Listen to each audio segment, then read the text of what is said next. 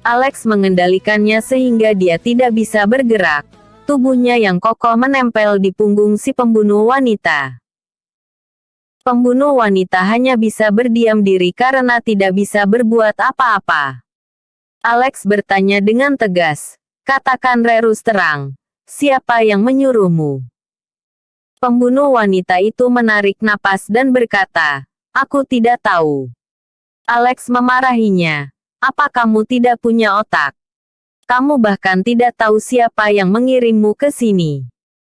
Dia meraih pistol itu, lalu berkata, "Wah, pelurunya masih penuh. Tidak terima ya karena belum sempat menembak." Pembunuh wanita itu terdiam beberapa saat dan berkata, "Kamu menang. Aku kalah. Hanya sesimpel itu." Alex mengarahkan pistol ke pelipis matanya. "Kalau begitu aku akan membunuhmu." Pembunuh wanita itu menutup matanya. "Tembak saja kalau berani. Siapa yang takut padamu?" Alex meletakkan pistolnya. "Mau mati? Mana mungkin semudah itu. Ada hidup yang namanya tersiksa. Saat itu tiba. Kamu akan memohon padaku dan mengatakan semuanya." Pembunuh wanita itu sedikit panik. Dia mengerahkan seluruh kekuatannya untuk melawan. Tetapi apa daya, kekuatannya dan Alex sama sekali tidak sebanding. Setelah melawan begitu lama, dia pun menyerah karena tidak berguna sama sekali. Dia berkata, "Aku masih tidak bisa mengerti bagaimana kamu tahu aku adalah pembunuh." Hampir selangkah lagi, dia akan segera berhasil. Dia sangat percaya diri dengan keahlian menembaknya. Selama pistol ada di tangannya, tidak peduli seberapa kuat Alex, dia akan tetap mati bersama Erika. Sayangnya hasilnya benar-benar di luar dugaannya. Dia ditangkap dan dikendalikan oleh pihak lain. Dan dia bahkan tidak bisa memegang pistol dengan baik. Dia merasa dirinya telah menyembunyikannya dengan cukup baik sehingga seharusnya tidak ada celah. Bagaimana pria ini bisa mengetahuinya? Meskipun Alex sangat waspada, tapi pada awalnya dia memang tidak merasakan ada hal yang aneh. Harus dikatakan bahwa kemampuan aktingnya memang sangat bagus. Ekspresinya juga baik. Dan kelemahannya yang dibuat-buat juga tidak ada masalah. Tetapi ketika mereka berlari ke arah mobil BMW, Alex menyadari sesuatu yang aneh. Seorang wanita yang seharusnya lemah, malah bisa berlari secepat itu. Erika sangat memperhatikan olahraga. Lari beberapa kilometer itu normal baginya. Tapi barusan, bahkan Erika saja terengah-engah. Tetapi wanita ini berlari tanpa kesulitan bernapas ataupun wajah yang memerah. Apa artinya ini? Itu menunjukkan bahwa dia memiliki fisik kuat yang tidak dimiliki orang biasa. Dia pasti bisa ilmu bela diri. Bahkan cukup hebat. Para ahli bela diri yang telah mencapai tingkatan ini tidak mungkin begitu panik dalam situasi seperti ini. Apalagi meminta bantuan pada orang biasa. Setelah Alex menyadari ketidaknormalan itu, dia melihatnya mengeluarkan pistol, lalu menaklukkannya tepat waktu.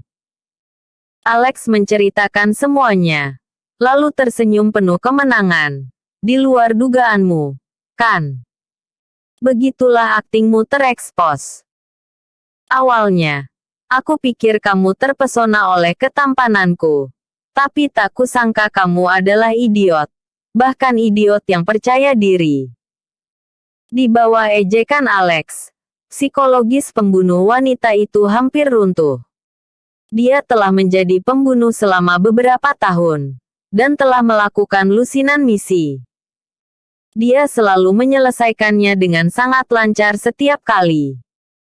Bagaimanapun dia bisa dianggap sebagai pembunuh elit. Tetapi hari ini sangat memalukan. Dan dia mungkin akan kehilangan nyawanya. Erika memandang pembunuh wanita itu dengan getir. "Alex." Karena dia tidak mau mengaku. Biarkan polisi saja yang menanganinya.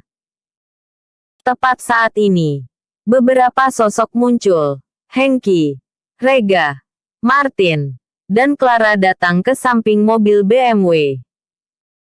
Ternyata orang sehebat Hengki mendengar suara tembakan sebelum pergi jauh. Dia segera menyadari bahwa Erika dalam bahaya. Oleh karena itu dia kembali dengan ketiganya. Setelah sedikit hambatan di dalam kerumunan yang kacau, barulah dia sampai ke tempat ini. Hengki tidak senang melihat pembunuh wanita itu ditundukkan oleh Alex. Dia adalah pengawal terhebat yang disewa oleh Erika. Tapi malah kalah dari Alex. Meskipun kesal, tapi dia tidak bisa mengatakan apa-apa. Dia hanya bisa bertanya, "Presdir Buana, apa kamu baik-baik saja?" Erika masih syok karena kejadian tadi, tapi berkata, "Aku baik-baik saja." Alex telah menangkap pembunuh ini. Hengki menggertakkan giginya dan berkata, "Dasar wanita sialan. Apa kamu masih tidak mau mengatakannya? Siapa sebenarnya yang mengirimmu ke sini? Berani-beraninya menantang perusahaan Jaya Shield. Kalian sungguh meremehkan perusahaan Jaya Shield." Tapi pembunuh wanita itu sama sekali tidak mempedulikannya. Rega berkata, "Kak Hengki, untuk apa menghabiskan waktu dengannya? Biarkan aku menyiksanya dulu. Kemudian serahkan ke polisi." Dia menarik pisau dari pinggangnya, menatap tangan pembunuh wanita itu sambil bertanya-tanya bagaimana cara memotongnya. Tiba-tiba, terdengar suara tawa dari kejauhan. Dan tiba-tiba semakin dekat, "Aku akan mematahkan leher siapapun yang berani menyentuhnya." Seorang pria jangkung berbaju hitam muncul di depan semua orang seperti hantu. Dia terlihat berusia lebih dari 50 tahun. Memakai kacamata hitam. Dari tubuhnya memancarkan aura pembunuh yang mematikan, seolah-olah membekukan udara di sekitar. "Lindungi Presdir Buana." Hengki, Rega, dan Martin bereaksi dengan cepat. Mereka bertiga melakukan tindak pencegahan untuk menghadapi pria berbahaya itu, melindungi Erika di belakang, dan juga melindungi Alex. Pembunuh pria itu mengabaikan keberadaan ketiga orang ini dan terus mendekat. Hengki sangat terkejut, seorang ahli. Dia merasakan aura pembunuh yang menakutkan dari pembunuh pria ini. Di bawah tekanan pembunuh ini, Hengki bahkan merasa bahwa dia tidak bisa bernapas, lalu mundur selangkah. Dia gemetaran dan berkata, "Siapa kamu sebenarnya? Mengapa kamu bisa ada di sini?" Pembunuh laki-laki itu mendengus, "Pergi. Jika kamu menghalangi jalanku, aku akan membunuhmu." Meskipun suaranya pelan, tapi membuat orang sulit untuk menolaknya. Tiba-tiba, Rega bergegas maju dan memukul dada pembunuh pria itu dengan tinjunya. Pembunuh laki-laki itu tidak bergerak. Rega tidak melihat apa-apa. Hanya saja dia merasakan sakit di lengan kanannya dan mati rasa di dadanya. Ternyata pihak lain memegang tongkat listrik dan mengenai salah satu titik mati di dada Rega. Untungnya, Rega masih muda dan kuat, dan Juva telah berlatih bela diri pertahanan. Jika tidak, Rega pasti akan mati di bawah serangan ini. Meski begitu, pandangan Rega tetap menggelap, kemudian terjatuh. Dia memuntahkan darah. Terlihat jelas organ dalamnya terluka parah dan kehilangan tenaga. Kuat sekali orang itu. Bahkan jika ilmu bela diri Hengki sedikit lebih baik dari Rega, tapi dia jelas bukan lawannya. Namun, Rega adalah saudaranya. Mana mungkin dia tidak melakukan apa-apa. Oleh karena itu, Hengki berteriak dan bergegas menyerangnya tanpa banyak pikir. Hengki memang sedikit lebih hebat dari Rega. Tapi di depan pembunuh pria ini, dia hanya bisa bertahan menerima beberapa jurus saja. Episode sebelumnya, pembunuh. Episode berikutnya, aksi heroik. Martin bergegas maju untuk bergabung dengan Hengki. Erika yang menyaksikan langsung perkelahian ketiganya merasa sangat khawatir.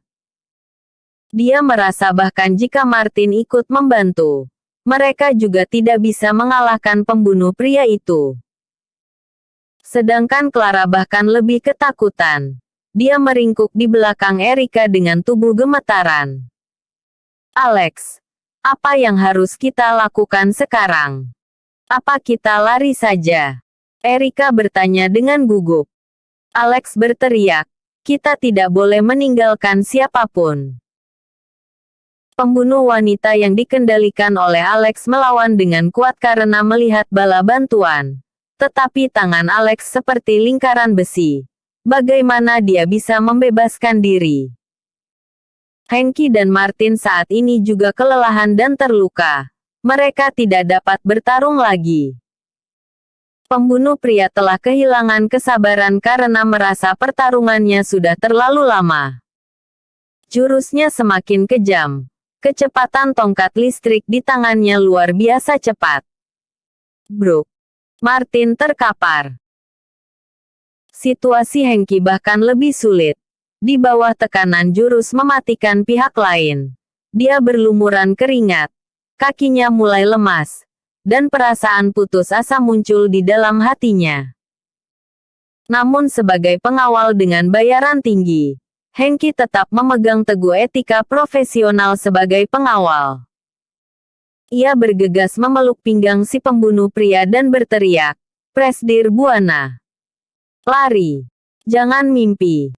Pembunuh pria itu menginjak jari kaki Hengki. Tangan Hengki terlepas karena kesakitan. Pembunuh pria itu mengangkat kakinya dan menendang tubuh Hengki ke udara hingga 5 meter jauhnya. Kemudian koma. Karena sudah masuk daftar kematian, maka kamu harus pergi bertemu malaikat pencabut nyawa. Pembunuh pria itu tiba-tiba bangkit dan menerjang ke arah Erika seperti burung besar. Dia sama sekali tidak menganggap Alex yang berada di samping Erika. Bahkan ketika dia menggerakkan tongkat listrik ke tenggorokan Erika sekalipun. Tidak ada yang bisa menghentikan jurus ini. Tenggorokan wanita secantik ini akan segera tembus. Pembunuh pria itu merasa sedikit kasihan padanya. Tetapi dia tidak menunjukkan belas kasihan pada jurusnya. Tongkat itu hanya berjarak belasan jam dari tenggorokan Erika. Sampai detik ini, Alex baru bergerak. Pembunuh pria hanya mendengar bunyi, krak, dan tongkat listriknya patah. Bagaimana Alex melakukannya? Jurus apa yang dia gunakan? Dirinya bahkan tidak melihatnya dengan jelas. Pada saat ini, Alex berbalik dan langsung menendang ke bagian sensitif pembunuh pria itu. Pembunuh laki-laki itu terkejut, berbalik dan mencoba menghindarinya. Namun, meskipun gerakan Alex sederhana, tetapi kecepatannya terlalu cepat dan kekuatannya terlalu besar. Pembunuh pria ini terbanting oleh tendangan Alex. Pria itu mengeluarkan suara kesakitan dan terpental sejauh 7 meter. Tendangan ini sebenarnya untuk menghentikan akar keturunannya. Tetapi dia terhindar dari bencana itu karena berbalik tepat pada waktunya. Akan tetapi tendangan itu masih mengenai tulang rusuknya. Apalagi tendangan Alex begitu kuat. Setidaknya ia mematahkan 2 tulang rusuk lawan. Sebuah jeritan. Kemudian mencoba yang terbaik untuk menahannya. Pembunuh pria itu hanya merasakan sakit untuk sementara waktu. Rasa sakit yang sangat aneh. Sepertinya sudah lama tidak merasakannya. Setidaknya sudah lusinan misi dilaksanakannya sejak menjadi seorang pembunuh, kan? Tapi dia belum pernah menghadapi lawan yang begitu menakutkan. Gagal menyelesaikan tugas adalah hal sepele. Yang penting saat ini adalah nyawanya mungkin akan hilang di sini. Dia menatap Alex dengan tatapan tak percaya. Masih ada seorang wanita di tangan pria ini. Tetapi dia bahkan tidak menggunakan tangannya. Tapi melukai dirinya seperti ini hanya dengan kakinya saja. Ahli hebat macam apa ini? Setelah mengenali situasinya, pembunuh pria itu diselimuti oleh rasa ketakutan yang tak terbatas. Dia tidak pernah merasa dirinya akan begitu dekat dengan kematian. Dia malu untuk mengatakan apapun untuk meremehkan musuh. Bahkan jika mereka bertarung dengan adil, dia juga pasti akan tersiksa. Dia mengertakkan gigi dan berteriak. Segera setelah perintah malaikat pencabut nyawa dikeluarkan, maka tidak bisa diubah lagi. Tidak ada yang bisa hidup di daftar hitam pencabut nyawa. Sambil berbicara, satu tangan menyentuh pinggangnya. Saat diulurkan lagi, dia sudah memegang pistol hitam legam. Dor, dor, dor. Dia menembak ke arah Alex. Dia sama sekali tidak peduli dengan hidup dan mati rekannya. Tak disangka pembunuh pria ini masih saja melakukan perlawanan setelah terluka parah. Demi membunuh Alex, dia bahkan tidak peduli jika temannya terbunuh. Tangan Alex gesit dan cepat. Dia melepaskan pembunuh wanita itu, lalu memeluk Erika dan berguling ke belakang mobil. Pembunuh wanita tertembak tepat di dada dan mati. Erika berteriak karena Alex memeluknya dan berguling terlalu cepat. Dia tidak siap secara mental dan melukai kakinya. Clara juga berjongkok sambil memeluk kepalanya karena ketakutan. Benar-benar bosan hidup. Alex tidak ingin membunuh orang, karena dia tahu bahwa organisasi pencabut nyawa memiliki kekuatan yang besar. Dia tidak takut jika menjadi musuh mereka, tapi dia takut Erika akan terus ditargetkan. Jika dendam ini bisa diselesaikan, itu akan sangat bagus. Namun, pembunuh pria sama sekali tidak bisa diajak bernegosiasi. Dia bahkan menggunakan senjata karena tidak bisa melawannya. Hal ini membuat Alex marah. Bermain senjata di depanku. Alex tidak membawa senjata, tapi dia selalu membawa uang logam dan sejenisnya. Pada saat-saat kritis, benda-benda tersebut dapat digunakan sebagai senjata tersembunyi. Shoot! Alex melempar uang logam. Pembunuh pria itu berteriak. Karena tidak bisa mengelak, pergelangan tangannya terkena serangan uang logam itu. Lengannya diturunkan. Sebelum dia bisa mengangkatnya lagi, Alex sudah ada di depannya. Dengan satu bunyi, Alex meraih dan mematahkan lengan pembunuh pria yang memegang senjata. Pistol itu juga direnggut oleh Alex. Pembunuh pria itu mengertakkan gigi dan melawan balik. Dia mengeluarkan sebuah pisau dari pinggangnya dengan tangan kirinya dan menikamnya ke pinggang Alex. Alex sudah punya persiapan sejak awal. Pembunuh pria itu tampak putus asa. Pisau itu berbalik arah dan menusuk langsung ke jantungnya. Alex tidak ingin nyawanya, tetapi sudah terlambat. Pembunuh pria itu sudah bersiap untuk mati sejak awal. Pisau itu masuk ke dadanya dengan ganas dan langsung mati. Pada saat ini, Hengki dan Rega terbangun dan melihat Alex telah membunuh dua pembunuh berkekuatan tinggi seorang diri. Mereka terkejut dan mengaguminya. Jika Alex tidak bertindak, Erika tidak hanya akan mati, tetapi mereka bertiga juga akan mati. Mereka bertiga saling membantu dan mendekat ke tempat Alex. Hengki berkata, "Kak Alex, kamu memang hebat. Ternyata kamu adalah ahli tersembunyi. Dulu aku banyak menyinggung perasaanmu. Hari ini, aku sangat kagum padamu." Alex tersenyum dan berkata, "Kak Hengki, Sebenarnya aku hanya beruntung. Jika bukan karena kalian bertiga yang telah menyerangnya dan menghabiskan sebagian besar energinya, apa mungkin aku bisa mengalahkannya? Ini berkat kita semua. Apa luka kalian baik-baik saja? Di dalam hatinya, Hengki tahu bahwa Alex sengaja merendah diri, memikirkan kesombongannya sebelumnya, dan membandingkannya dengan kerendahan hati Alex. Hengki merasa malu. Kak Alex, jangan katakan apapun lagi. Kedepannya, aku bersedia menjadikanmu sebagai teladan. Alex mengangguk dan berkata, "Oke. Kalau begitu kita akan bekerja sama di masa depan." Selain itu, 2 nyawa bukanlah hal yang sepele. Ketika polisi datang, kamu perlu menjelaskan seperti ini. Alex berbisik kepada Hengki. Hengki mengangguk berulang kali. Aku mengerti. Episode sebelumnya, rekan pembunuh wanita. Episode berikutnya, cedera terpopuler.